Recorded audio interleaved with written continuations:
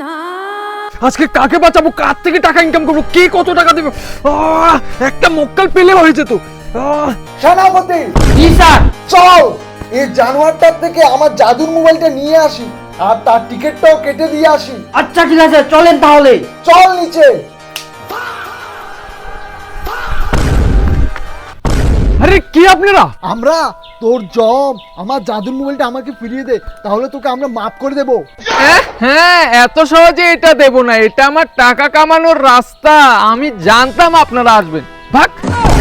জানোয়ার, তোর এত বড় সাহস, তুই আমার মুখে মুখে কথা বলছিস, তুই আমার শক্তির অপব্যবহার করছিস। তোকে তো আমি 2 সেকেন্ডের মধ্যে টিকিটটা কেটে দিচ্ছি। 1 2 1 2।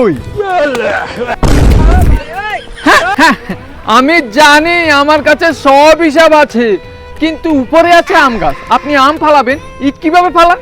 আপনার ওখানে কি ইট ভাটা আছে? ওই, তুই আমার সাথে মজা করিস? সরি, ভুল হয়ে গেছে। সামনে যদি আমাকে ধরতে হয় আরো ভালো করে প্ল্যান করে আসবেন। এখন আমি আসি। ওই, চলে গেল। ওই, shit! সামনে আরো ভালো করে প্ল্যান করে আসতে হবে। চল এখন।